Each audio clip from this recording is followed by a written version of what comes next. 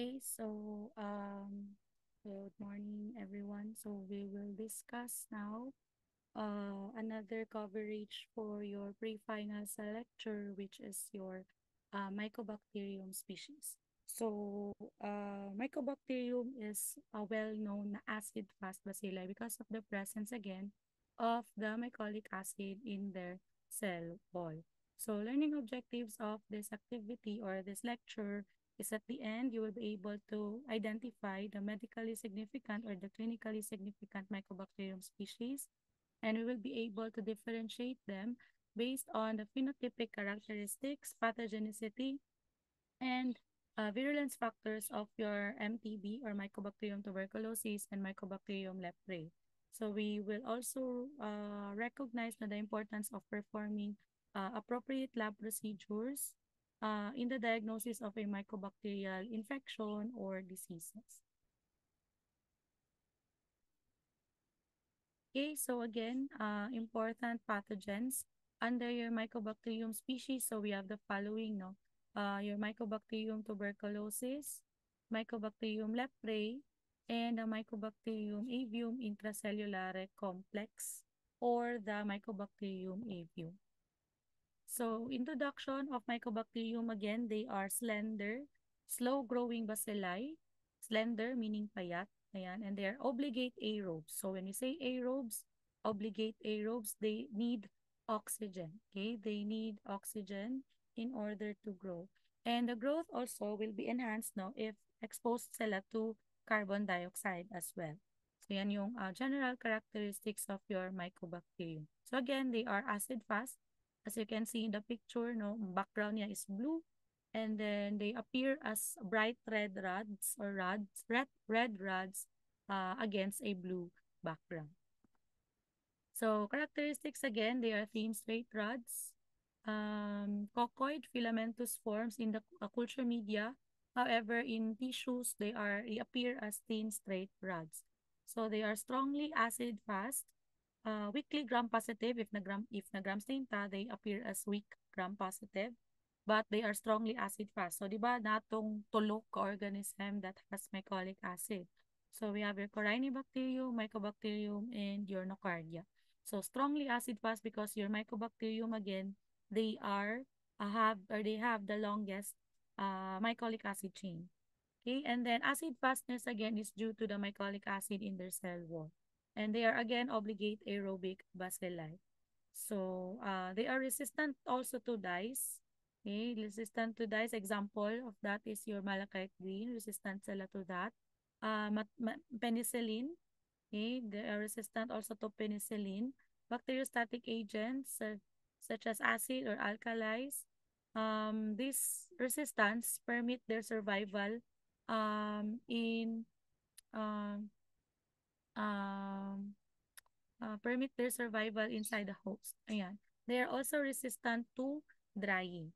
So that is the general characteristics of your Mycobacterium tuberculosis. Okay, so your Mycobacterium again, they have a lipid-rich cell wall. So CMN group, Corynebacterium, Mycobacterium, and Nocardia. So unusual ang kanilang cell wall because of the presence again of your mycolic acid. So your polypeptides inside the cell wall of your Mycobacterium no, can be used to derive purified protein no, used for the skin testing for your Mycobacterium tuberculosis. Okay, ayan siya. So, yung PPD or the purified protein derivative is derived from the polypeptides of your Mycobacterium tuberculosis. So, yung PPD skin test or the skin test for your tuberculosis, katong ibutang sa imong skin, then butangag circle imong skin, and then if maglampas sa circle ang red, meaning ana, you are or you have um, tuberculosis. Ayan. Okay, so classification again of your Mycobacterium. So your Mycobacterium tuberculosis is actually under your Mycobacterium tuberculosis complex. So under the complex, we have the following species. We have the Bovis, Africanum carneti, and Microti. So, ayan, non-tuberculosis mycobacteria naman, yung others. So other name of your non-tuberculosis mycobacteria is your mycobacteria other than the tubercle bacilli. Okay, so apil na dira sa non-tuberculosis mycobacteria is your Mycobacterium leprae. Okay, so safety measures in handling your Mycobacterium species, no, of course, it should be processed, no, under biosafety level 3. Ayan, or your organism is under pala your biosafety level 3. Ayan, so we have to use, of course, PPE. It should be bagged and autoclave after using. And mga medtechs, no, or clinicians or healthcare workers exposed to Mycobacterium must be screened, okay, with TST and chest X-ray, and even tested with IGRA or the interferon uh, gamma reactive assay. Ayan. So this is a blood test. A blood test for your TB. Yan. So this uses a heparinase tube. So sa color sa tube, that is color green. Ayan. So yung IGRA again, interferon gamma reactive assay. And this usually a blood test, or this is a blood test for your Mycobacterium species. Okay, or Mycobacterium tuberculosis.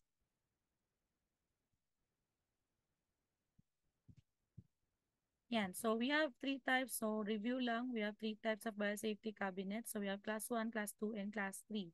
So your BSL 3 or biosafety level 3 agents, no, must be processed, no, within class 2 and class 3 na biosafety cabinet. So yung nasa school natin, that was biosafety class 2 or biosafety cabinet class 2.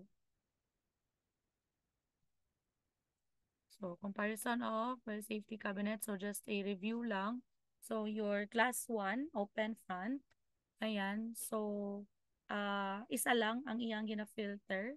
Ang ano lang, ang, ang the air that is entering, or rather the kanang outside. So, ang mugawas na air, ang iyahang i-filter. Okay, isa lang. So, and then the class 2 type A naman, so that is 70% of the air is recirculated through HEPA filters. And also, 30% will be exhaust through, again, a HEPA filter. So, that's type A. So, type B, 1, 2, and 3 naman. So, we have type B1, 30% is recirculated through HEPA filter, and then exhaust via HEPA filter again. And then type B2, no recirculation of air. All of the air will be exhausted. Okay, and then biosafety cabinet type B3, similar to 2A, but placed under negative pressure to our room, and exhaust air is ducted. So may duct siya, no, to release the filtered na air. And then si class 3 naman, the supply air must be, or the ang musulod na air and mugawas na air must be or are exhausted through two HEPA filters. So yan. So this is the um, inside of a biosafety cabinet. No? So some of the air in biosafety class 2 cabinets are recirculated ang air natin. However, yung air naman is filtered na, yung na-recirculate inside of the biosafety cabinet. Okay, so specimen collection for Mycobacterium. So we have your respiratory, of course, because it causes pulmonary infections. So respiratory specimens may be expectorated or nebulized sputum, secretions, endotracheal aspirate or dieta, and laryngeal swabs. So sputum must be 3 early morning specimens, or must be early morning, collected early morning on 3 consecutive days. And then urine naman can be collected in 3 consecutive mornings. So tatlo pa rin na specimen. Sterile specimens such as CSF synovial fluid can also be used for the isolation of your Mycobacterium species. Blood, ayan, blood must be prepared through lysis centrifugation. So we will use saponin as lysing agent. Tissue specimens naman, we have bone marrow, lymph node, and liver specimen. And before testing, these specimens must be homogenized. And then if there are fecal specimens naman submitted for the Mycobacterium isolation, it must be stained for AFP first. Okay, specimen decontamination. So these are done to enhance the recovery of mycobacteria. So this is only done again for specimens that are not sterile. So example of that is your sputum. So recall no sa ato ang discussion with the specimen collection, ang sputum is a non-sterile specimen and must undergo decontamination and digestion. So agents for decontamination includes 2% sodium hydroxide and benzalkonium chloride. And sputum must be decontaminated to remove normal flora. Okay, and then sputum samples must undergo digestion because of the presence of mucus. So to remove the presence of mucin or the disulfide bonds present in mucin, which may trap the mycobacteria, we will use now your N-acetyl L-cysteine or the NAL. Okay, so recall, di ba, sa specimen collection, kani sila is the NALC. Okay. And then, or pwede pa tayo magamit o dithiorate Raytol for digestion. So again, decontamination uses 2% sodium hydroxide and digestion must also include or must use your N-acetyl L-cysteine. So lahi-lahi lang purpose. Again, sputum or the sodium hydroxide will remove the normal flora of the sputum and the digestion will remove now the mucus which may trap your Mycobacterium species in the sputum samples. So staining, we can use your Ziehl-Nielsen technique, okay, your Ziehl-Nielsen, or what we all know as the hot method, uses heat as mordant, and the Kinyon method or the cold method uses surfactants or tergitol as mordant. So both may use methylene blue as counter stain. So your fluorochrome stain naman, we have your Auramine O. It stains our Auramine rhodamine. Your Auramine O will stain your Mycobacterium yellow green, and your rhodamine will serve as the counter stain. So culture media, your isolation of Mycobacterium species requires whole egg for growth. So again, they need whole egg for growth. So we have two types of culture media. We have the non-selective media and the selective media. So non-selective media usually slants sila. They contain again coagulated whole egg, glycerol, salt, potato flour, and malachite green as inhibitor. So what is the purpose of malachite green in your culture media? So this inhibits now the growth of the normal flora. So again, the malachite green in your non-selective media, such as your slants, okay, will inhibit the growth of your inhibits normal flora. Okay, so na-discuss na nato ni sa prelims na sa during the specimen, the culture media rather. So we have this media no for your Mycobacterium species. We have the Lowenstein-Jensen, the Petragnani, and the American Thoracic Society. So your Lowenstein-Jensen is the most common used for the most commonly used culture media. So Petragnani agar naman is used in um highly contaminated specimens. So if you wanted to isolate Mycobacterium in highly contaminated specimen, you can use Tetragramma because it has a higher concentration of malachite green. So a higher concentration of malachite green means higher inhibition for the normal flora of our samples. And then your ATS naman or the American Thoracic Society, okay, it has a lesser amount of malachite green. Usually incubated ang ating mga non-selective media 6 to 10 weeks and is examined weekly for growth. So we are checking weekly for growth no of your organism or Mycobacterium every week na para ma-check yung growth ng ating organisms in your non-selective media. So next is agar-based media. So agar-based media, they are transparent and growth can be detected earlier than non-selective media. So mas paspas ang growth sa Mycobacterium in agar-based media. So under your agar-based media, we have your Middlebrook agar. So your Middlebrook contains salts, vitamins, catalase, biotin, cofactors, oleic acid, albumin, and glycerol. And also malachite green as inhibitory agent. So we have types of Middlebrook, no, different laylay lang o sa tawagan na, laylay lang sila o um, additive na ginabutang in the agar. So your Middlebrook 7H10 contains dextrose. Your Middlebrook 7H11 contains casein hydrolysate. And your Middlebrook 7H9 has the same formulation lang with your Middlebrook, but it is broth. Okay?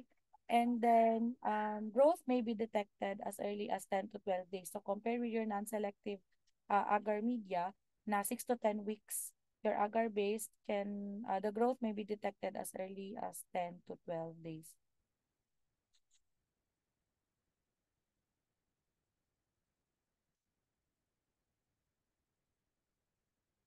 And selective media, ayan. So selective media under that is your graft modified Lowenstein Jensen. So this contains RNA, penicillin, and nalidixic acid. Selective media, again, your Middlebrook 7H11 is also a selective media because it contains carbonicillin, amphotericin B, polymyxin B, and trimethoprim sulfate. So yan yung mga selective agents of your Middlebrook 7H11. So biochemical reactions or under your Mycobacterium species, no, we have the following. So growth rate, average time of the growth of your Mycobacterium is actually 3 weeks lang. 3 weeks, so dugay siya. But may range from 3 to 7 days. So we have differentiated our organisms, no, according to their growth rate. So natay mga rapid growers which grows within 7 days and slow growers that will grow at greater than 7 days or greater than 1 week. Next is pigment production. So pigment production is also is commonly produced, or pigments are commonly produced by your non-tubercle mycobacterium. Okay, and then under Runion's classification, so Runion's classification classifies the different microorganism or your mycobacterium according to the pigments they produce. So, or the pigment production. So we have four classifications or three to four classifications of your organisms according to pigment production. So we have photochromogens. So your photochromogens, they produce pigment only when they are exposed to light. So they produce yellow-orange pigment when exposed to light. So they are photochromogens. Scotochromogens naman, they produce the pigment in the presence of light and dark. So ang photo kay light lang, only when exposed. Pag ma-expose sila to dark environment, they cannot produce the pigment. Your scotochromogens, again, they produce pigment in the presence of light and in the absence of light. Non-chromogens naman, they do not develop pigments at all. So these are the classifications of your organisms na they cannot produce your pigments. Colonial morphology, these are observed um, at 5 to 14 days. And growth temperature, pathogens may grow at 35 to 37 degrees Celsius, and some may grow at lower temperatures and higher than the common temperature na ano sa tawag ni? Common na ma-isolate natin in our Mycobacterium species.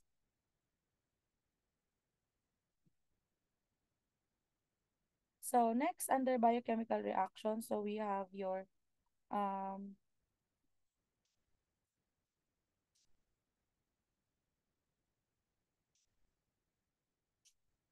wait lang, wait guys.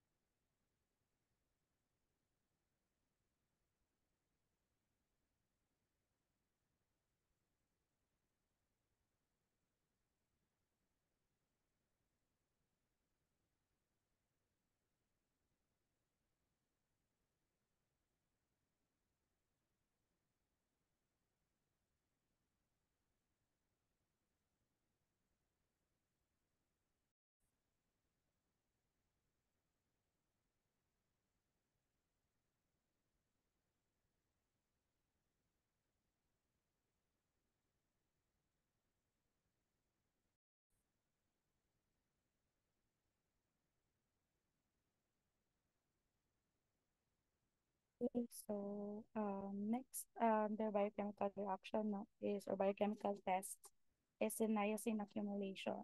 So all of the mycobacteria produces niacin.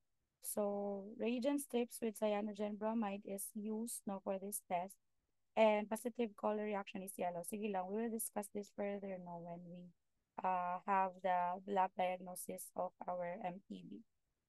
Okay, so next is nitrate reduction. So we are detecting here the enzyme nitroreductase. So this nitroreductase enzyme converts your nitrates to nitrite. So this will use filter paper with sodium nitrate that produces a blue color. Yeah. So broth method naman, it uses the organism plus hydrochloric acid, sulfanilamide, and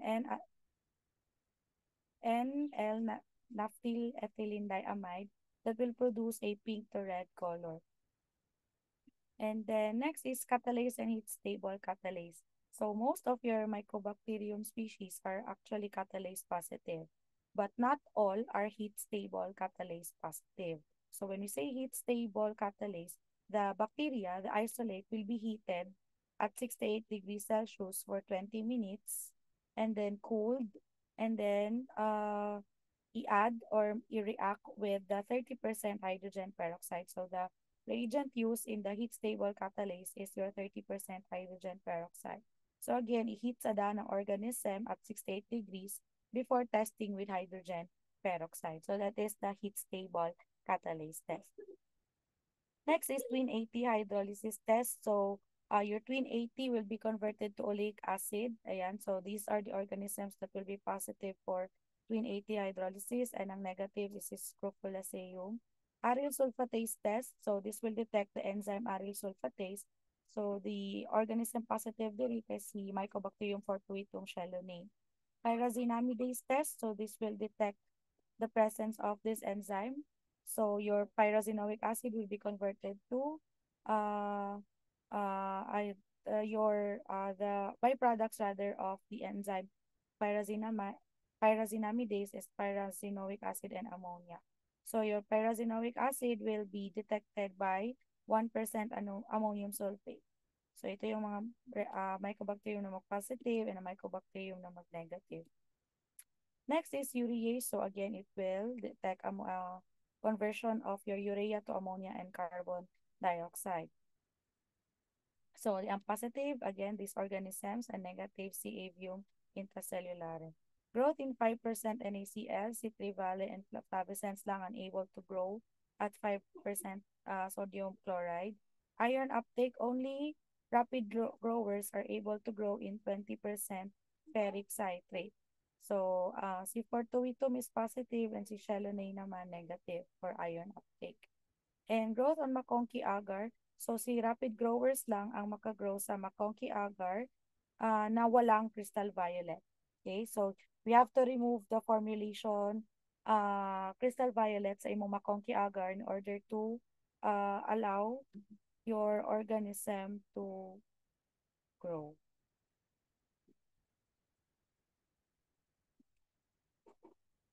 Okay, next. Ayan, so MTB or the Mycobacterium tuberculosis tuberculosis species. Yan. So virulence factors of our organism or Mycobacterium tuberculosis is the presence of mycoside. And mycoside is mycolic acid bound to a carbohydrate that will form a glycolipid. So once it forms a glycolipid, it will elicit a various or varied immune response. Ayan. Next is WAX-D. So WAX-D will serve as an adjuvant. So it is a complicated mycoside that will act as adjuvant. So adjuvants enhances the antibody formation to an antigen. Okay? So magdikit siya actually sa imong mga antigen, ang imong adjuvant, okay, para mag-elicit og immune response, particularly forming antibodies. Okay? And then this may be part of the MTB or the Mycobacterium tuberculosis that activates the protective cellular immune system. So aside from WAX-D, okay, sulfatides, which inhibits now the phagosome-lysosome fusion, or generally, it inhibits the phagocytosis. Ayan. So, sulfatides are mycosides that resemble cord factor with sulfates attached to the disaccharide. So, they inhibit the phagosome from fusing with lysosome. Ayan. So, that will inhibit your phagocytosis.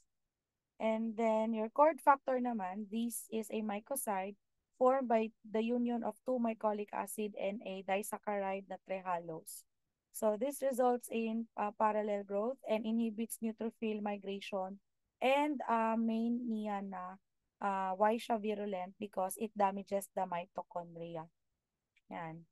So this cord factor may result in the release of the tumor necrosis factor or the cachectin, which will result to rapid weight loss of the patient. Ayan. So the cord factor is also responsible for the serpentine cords of the organism under the microscope. So resistance of your MTB, so they can be killed at 60 degrees in 15 to 20 minutes, killed on exposure to sunlight for 2 hours. However, they will remain viable for 8 to 10 days in droplet nuclei. Cultures remain viable at room temperature for 6 to 8 months.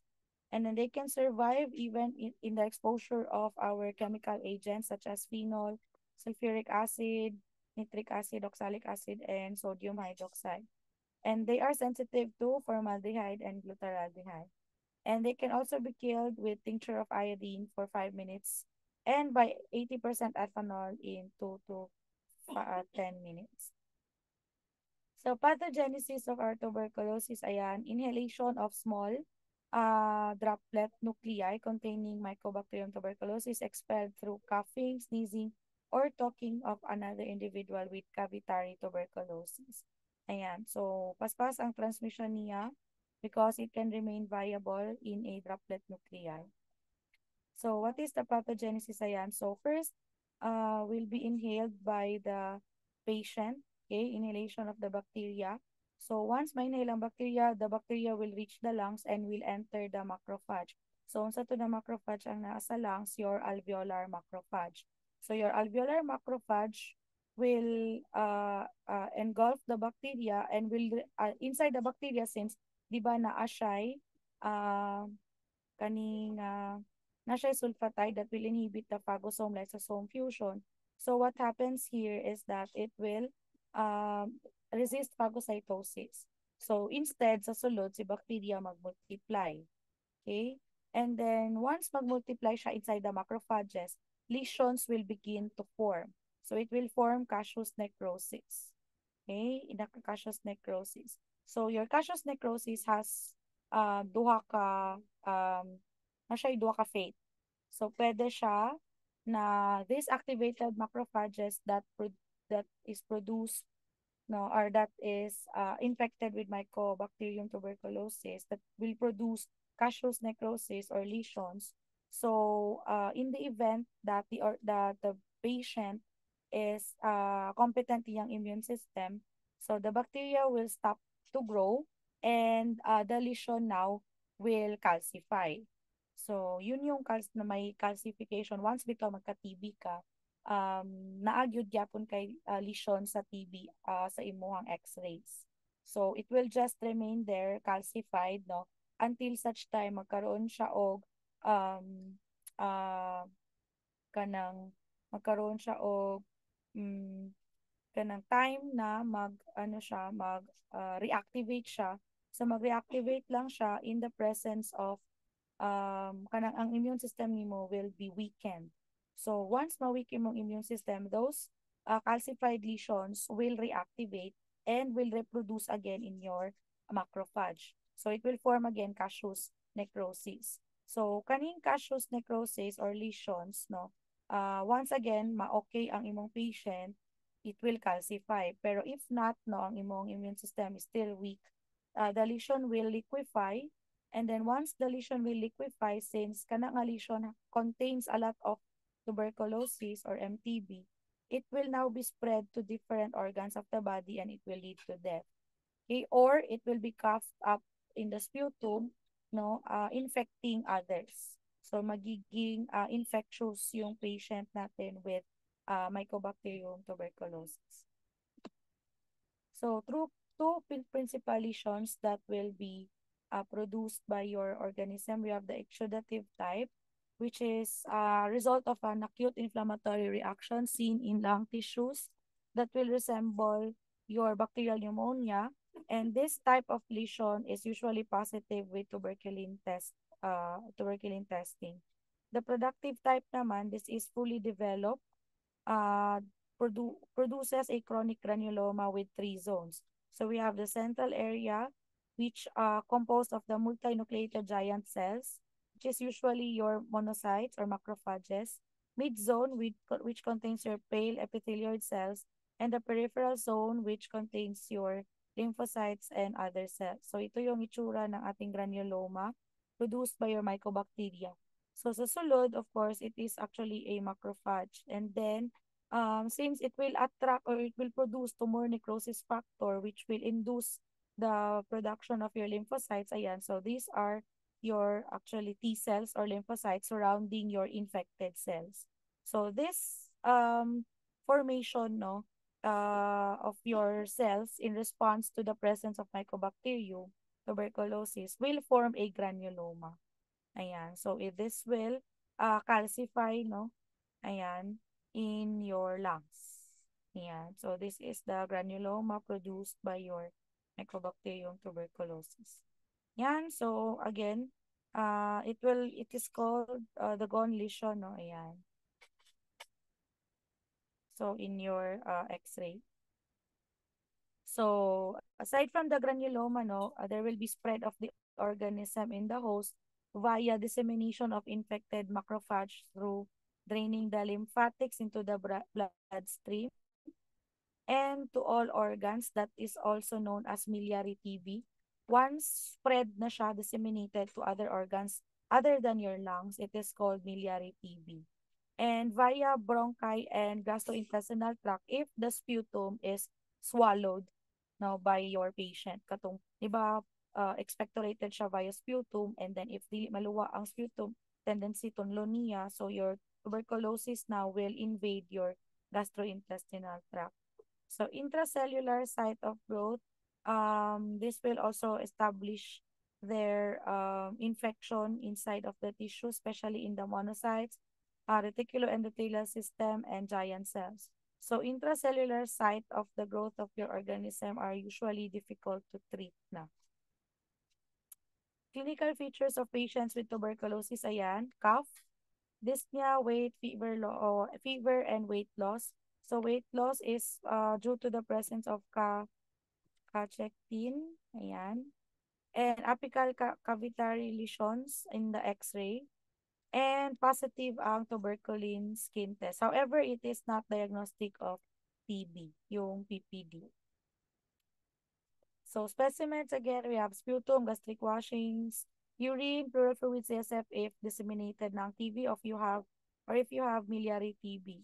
So again, we have to decontaminize the specimens if ano siya, decontamination if non-sterile ang specimen. So it must be liquefied with or digested with N-acetyl L-cysteine and decontaminated with 2% hydrogen per sodium hydroxide. Then neutralized with buffer and concentrated via centrifugation. So your sputum collection container must be screw cap, watertight, translucent, and white-mouthed, and sturdy, disposable na mga containers. Ayan. So in DOTS program, so specimen collection must include, ayan, day 1 and day 2, kailangan siya early morning specimens.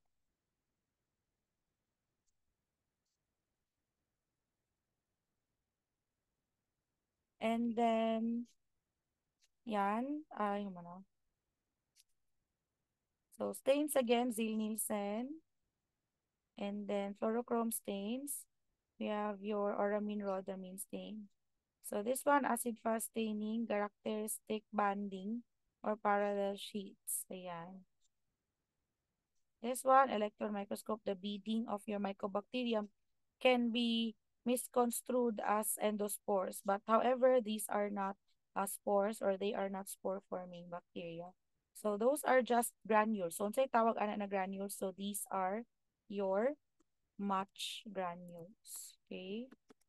So your match granules is present in your Mycobacterium tuberculosis.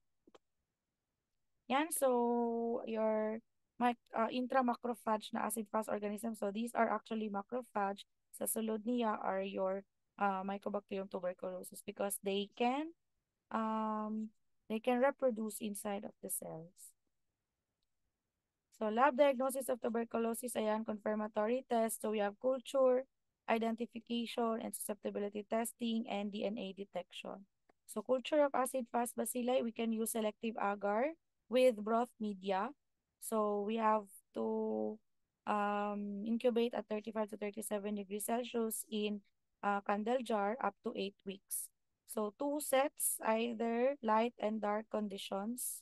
Yan, that's for the culture of your Mycobacterium tuberculosis. So they are slow growing bacteria. Yan, so they need again whole egg for their growth.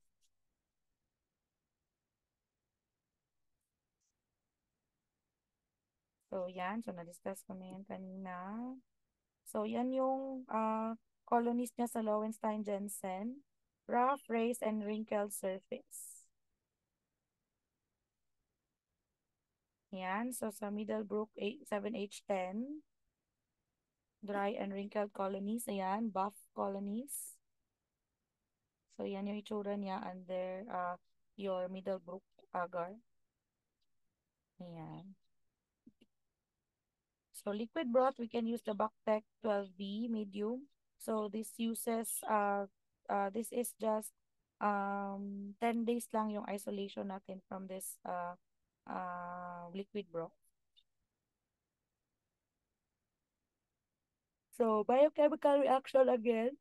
Okay, this one, ito yung mga biochemical testing ng ating Mycobacterium. So, we'll now further discuss the biochemical testing that we have previously discussed in the introduction.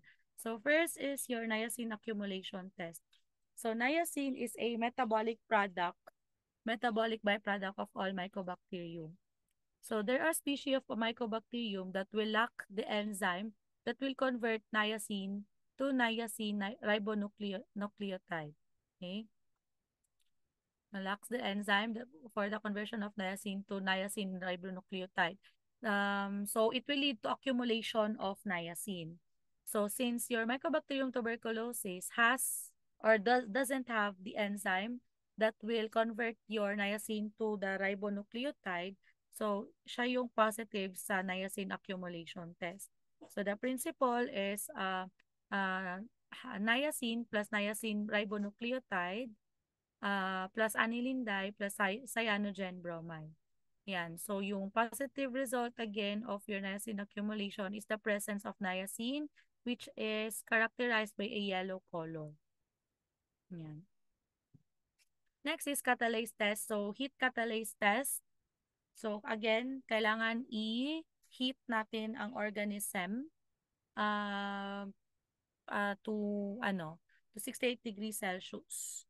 So sa heat catalase test, most of your organisms are still able to react on 30% hydrogen peroxide. However, ang imuhang Mycobacterium tuberculosis is negative na because the enzyme or the catalase enzyme in your Mycobacterium tuberculosis is already denatured by the heat. Ayan. So again, negative C MTB for catalase testing.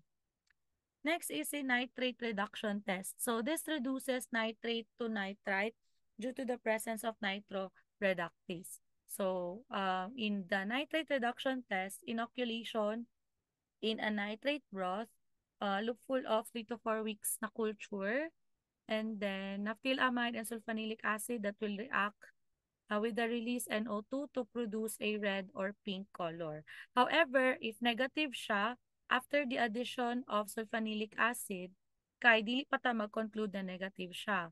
So what happens? Kailangan ka mag-further testing by addition of zinc dust. Because some organism, instead of reduction or reducing it to nitrite, they reduce it diretso to nitrogen. So from NO3 to NO2 and to N2. So instead na niagi siya nitrite, ni diretso siya nitrogen gas. So na-reduce gyapon ang nitrate, dili lang siya to nitrite but to nitrogen gas. So ang negative result initially of your nitrate reduction will not give you a true negative result yet. Kailangan ka mag-add og zinc dust para ma-confirm if the testing is truly negative or truly positive siya. So if there will be red color following the addition of zinc, okay, after the addition of zinc dust, then the original result, the original result na negative is confirmed. So negative yun siya. But if walay reaction after the addition of zinc dust, okay, the result is positive.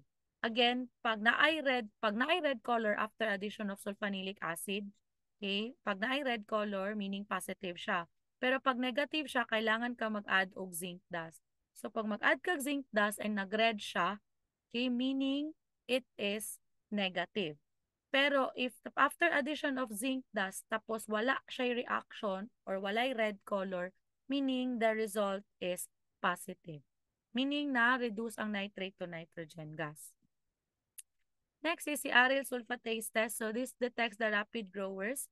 So ang imuhang substrate is the phenolphthalein. So the aryl sulfatase will convert your phenolphthalein to free phenolphthalein, which is the end product. So ang imuhang reagent for this test is sodium bicarbonate. So after the addition of sodium bicarbonate, if na ay red to pink color, that is indicative that it is positive. Okay, so your MTB complex, wala siya, negative siya. Ang positive lang for aryl sulfatase is your rapid growers, your Fortuitum chelonae.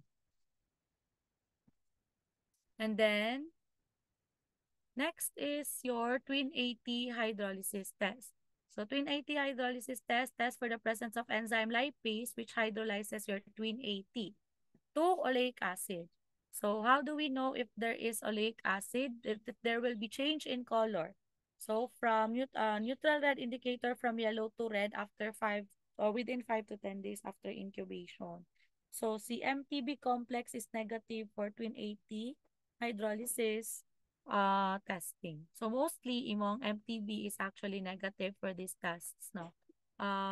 Positive lang siya sa niacin accumulation because wala siya enzyme that will convert your niacin to niacin ribonucleotide. And then ayan siya. So neutral red ang indicator sa imong twin AT hydrolysis, so positive result is red pa rin. Next is tellurite reduction test. So this is used to identify your avium, Mycobacterium avium. So most Mycobacterium avium can reduce potassium tellurite to metallic tellurium in liquid broth within 3 days. Ayan siya. So if there's black, meaning positive result. This is used to identify your Mycobacterium avium complex. So a positive result again is a black precipitate at the bottom of the tube. Next is TCH susceptibility testing.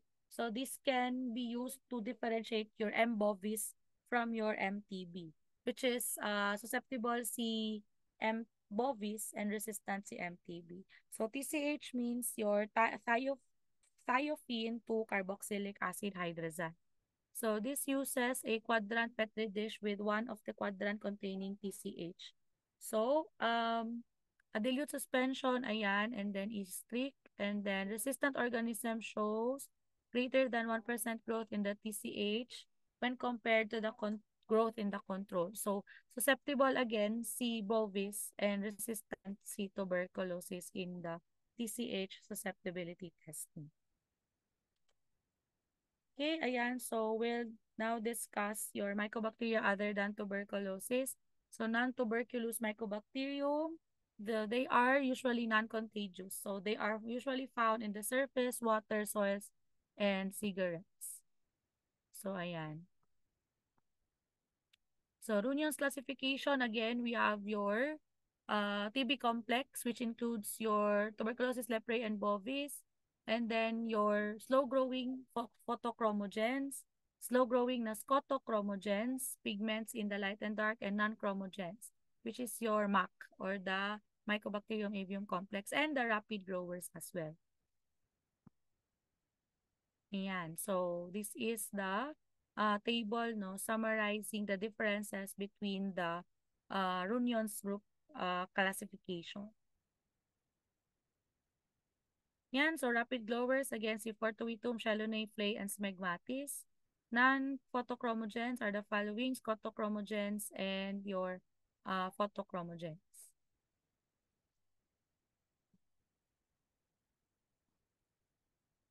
So, yan yung mga diseases that will be caused by your Mycobacterium species na mga clinically significant. So, TB, of course, and then avium intracellular complex, usually associated with HIV patients. Leprae, tuberculoid, and lepromatous leprosy. And then other mycobacteria, we have your pulmonary disease by your Mycobacterium kansasi, and cutaneous disease by your Marinum ulcerans and Fortuitum chelonei.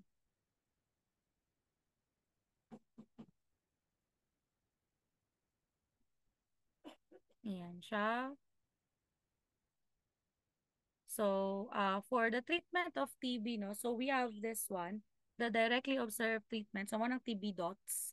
So, directly observed treatment. So, this is a strategy of DOH, no, to ensure treatment compliance, providing constant and motivational supervision to TB patients. So, treatment partner to watch, kailangan siya og treatment partner to watch TB patient take medicines every day during the whole course of the treatment. So, the first line of treatment given to patients with TB is the RIPE. So, timanan lang ninyo siya, guys. The RIPS. So, your rifampin, isoniazid, pyrazinamide, ethambutol, and streptomycin. So, these are the following treatments or antibiotics that will be given to patients with TB. Again, RIPES. So, rifampin, isoniazid, pyrazinamide, ethambutol, and streptomycin. Yan. So, yan yung regimen natin for your Mycobacterium tuberculosis infection or tuberculosis infection. So, kindly read na lang this part. And then this part as well, ayan. So, kindly read na lang this part of the treatment.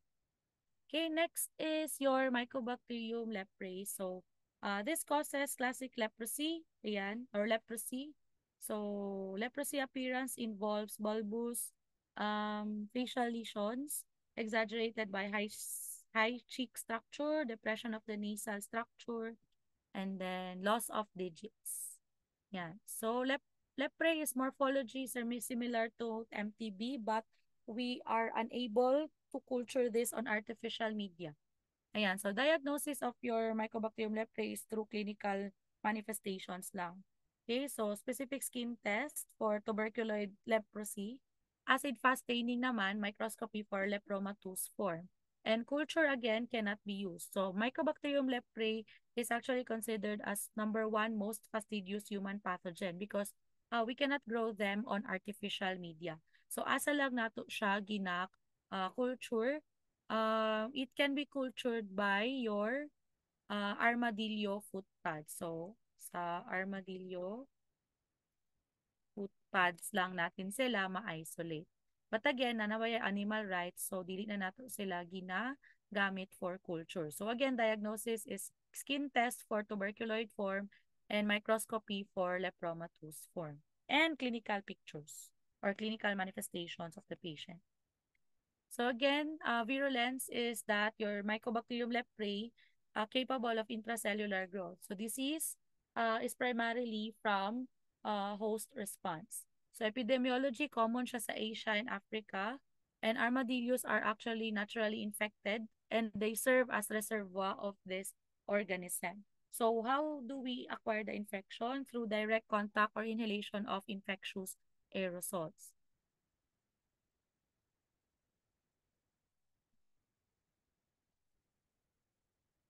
So Mycobacterium leprae, it causes Hansen's disease. So Hansen's disease is leprosy. So we have two types. We have the tuberculoid and lepromatous leprosy. So treatment, prevention, and control, or we have also the intermediate form or the borderline. So treatment, prevention, and control of this disease, no, dapsone with or without rifampin for the tuberculoid leprosy. And same lang with your lepromatous, mag-add ka lang ng clofazimine. So control again, prompt recognition, so diagnosis, and treatment of infected people because this again is highly infectious. So the difference between tuberculoid and lepromatous leprosy is that your tuberculoid leprosy sa skin lesions, few lang, and few erythematous plaques with flat centers and raised with demarcated borders. And there will be complete of sensory or sensation because of the large enlargement of the nerve. So there will be sensory loss or walay sense of touch in sa imuhang skin lesions. And then sa lepromatous naman, since it has many erythematous papules or nodules, it will result to extensive tissue damage.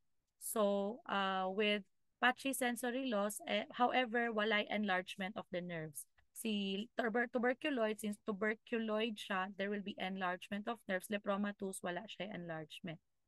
And then sa histopathology or microscopy no of your tissues, so infiltration of lymphocytes around the center of epithelial cells and the presence of Langerhans cells with few or no acid-fast bacilli will be observed.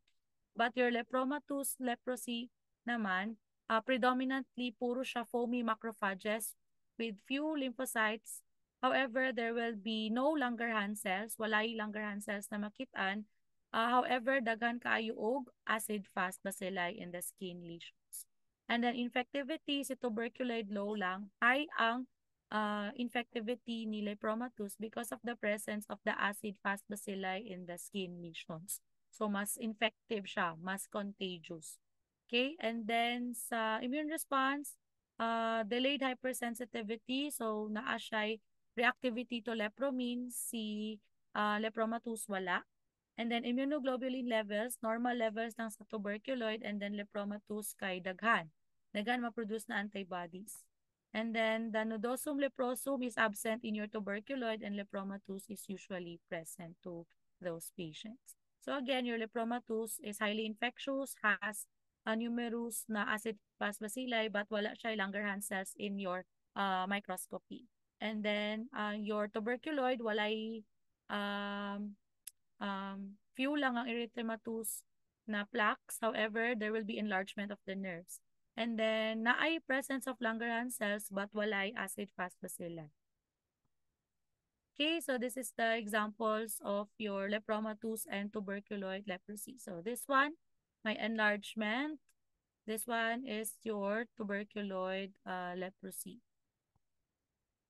So lepromatous, ayan, kani siya lepromatous. Lepromatous, ayan, so nagkakaroon ng deformation, extensive tissue damage, and loss of digits eventually. Yan. However, if ma-treat naman din si leprosy, no, possible naman siya. Once again, kailangan prompt ang recognition of the disease para prompt din ang kanyang treatment.